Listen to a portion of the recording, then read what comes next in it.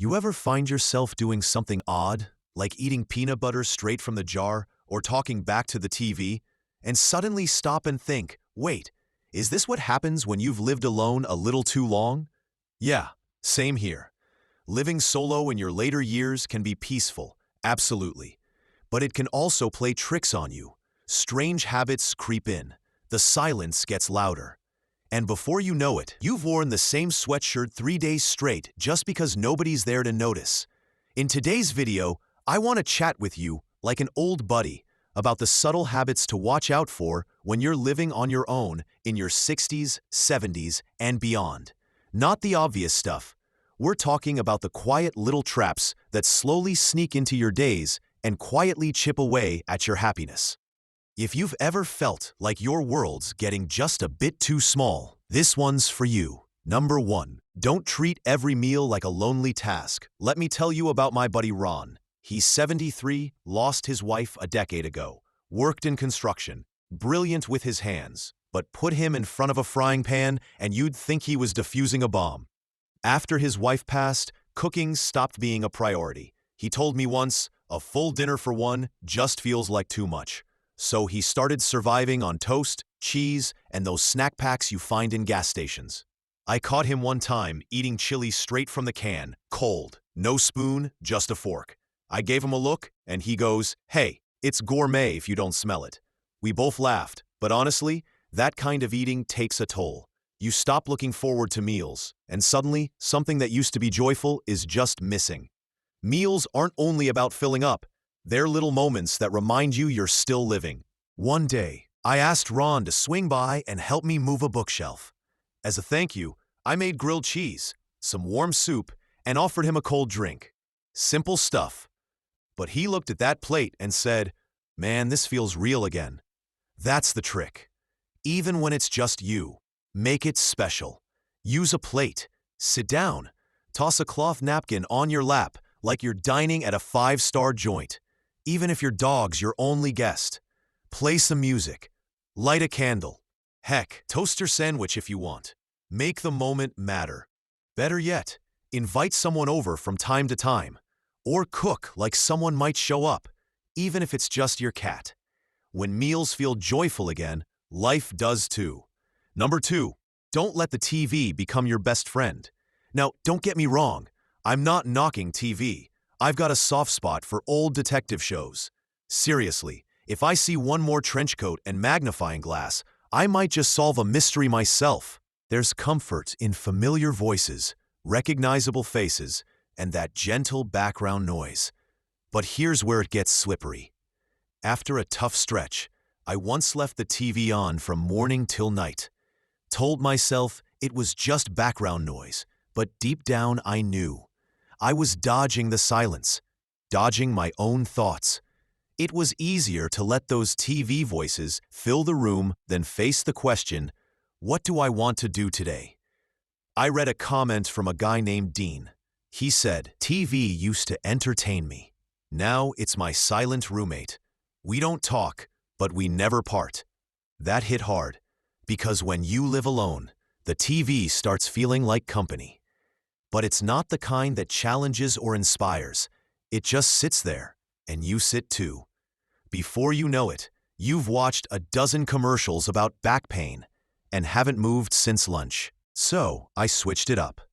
I made TV something intentional. No more flipping it on first thing in the morning.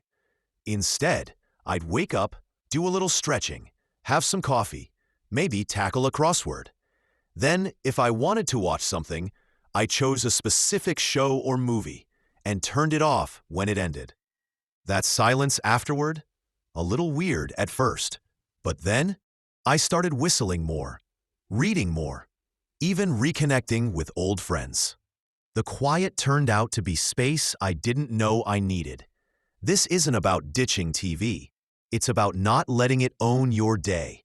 Because remember, you're the lead role in your own story, not a background character in someone else's. Number 3, don't let your front door feel like a wall. Let me paint a picture. There's this cozy little house up my street. White siding, wild rose bushes, a porch made for lemonade and stories. It's where Miss Arlene, 82, has lived forever. But after her husband passed, she stopped coming out. First it was cold weather, then a sore ankle, then just routine. Groceries started getting delivered. Prescriptions arrived by mail. A friend even set up a lockbox for emergency access. She didn't have to open the door anymore. Days turned into months. She once laughed and said, "If it weren't for the mailman, I'd forget the world still spins." And I got it. It's not just the act of going out, it's what it means. That front door isn't just wood and hinges. It's a lifeline to the world. But here's where things changed.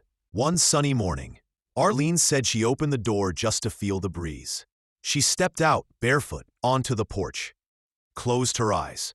The sun kissed her face. The wind tangled her silver hair. And a neighbor's kid zoomed by on a bike and yelled, "Hey, Miss Arlene." She grinned like it was Christmas. Now, she opens that door every single morning. Not always to go somewhere, sometimes just to feel, and I started doing the same. Even if I'm home all day, I crack that door, nod to the sky, say hey to the breeze, let the world know I'm still in it.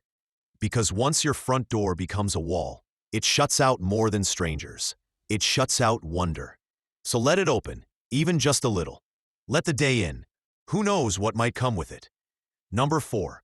Don't say I'm too old for that. Let me introduce you to Harold. He's 77, lives out in Colorado. And guess what he picked up last year? Paddleboarding. Yep, you heard that right. Harold calls himself stiff but spirited. Saw some young folks paddling around a lake and thought, looks peaceful. I want in. First few tries, he fell in, lost a shoe, swallowed enough lake water to hydrate a camel, but he kept going. When I asked why, he said, I'm old enough to stop caring what people think, and still young enough to give it a go. That stuck with me. We throw around too old like it's law, but it's not. It's a fence, one we build ourselves. A barrier to new things that might bring joy. I knew a woman, 75, who joined a swing dance class just because she missed dancing. Said her knees creaked, but her heart soared. Why not? As long as there's a spark, you're not done. The truth is, too old rarely means can't. It means scared. Scared to fail. Scared to stand out. Scared to feel silly. But failing at something beats succeeding at nothing every time. Don't grow into avoidance. Grow into curiosity. Even if your paddleboard is a paintbrush or a new recipe or a class about outer space, yes, that's a thing. You're not too old. You're just waiting to surprise yourself. Number 5, don't turn your bedroom into your whole world. Okay, confession time. I did this. After I stopped working, I slowly migrated into my bedroom like I was preparing for winter. Brought the TV in, then my tablet, snacks, books. Eventually, the living room was a ghost town, and the dining table became the cat's stage. One day, I looked around and thought, I don't live in this house. I hibernate in one corner of it. That's the trap. When you live alone, you naturally gravitate to the coziest spot. Before you know it, 90% of your life is in one room, and the rest of your home just collects dust. I'm not saying you need to march around like you're hosting a home tour, but your space matters. It reflects your life. So I made small changes. Drank my coffee in the kitchen, just 5 minutes. Read in the sunroom instead of under blankets. Had soup at the dining table, not in bed. Listened to jazz while folding towels in the guest room. Bit by bit, I moved back in. Because the space we use shapes the energy we feel. Shrink your space, and your spark dims too. Let your bedroom be your rest stop, not your entire universe. And maybe keep the snacks in the pantry. Except cookies. I have boundaries, not miracles. Number 6. Don't assume routine means you're stuck. Routines get a bad name. People act like doing the same thing daily means your life's dull. Same old routine, they sigh, as if that's a prison. But I'm here to argue, routines aren't the problem, they're the pulse. My Uncle Marvin taught me that. Army man through and through, but heart as soft as a biscuit. Every single morning he'd wake at 6 o'clock sharp, brush up, brew his coffee, Sit near the window and watch the robins. When I asked why, he said, because the world can change overnight, but the birds always show up. That's my anchor. That's the magic of routines. They're not just habits, they're handrails. When the world feels shaky, they say, "Here, hold on." One lady left a comment that gave me chills. She said, "Every night I rinse out my favorite mug, even if I didn't use it, just so it's ready tomorrow. It's how I say, I'll still be here." That stuck with me. Routines aren't ruts, they're roots. If they feel stale, twist them up. Switch your tea. Dance while dusting. Try brushing your teeth with the wrong hand, just to keep things interesting. Routine doesn't kill joy. It creates space for it. It says, I've been here, and I'll be here again. So don't be afraid of your rhythm. It's the heartbeat of your story. Number 7. Avoid skipping your own reflection. This might sound a little odd at first, but stay with me. There's something subtle that happens when you stop really looking in the mirror. I'm not talking about the rushed glance while brushing your teeth, or checking if your collar's flipped. I mean truly looking, like the way you did when how you showed up still felt important.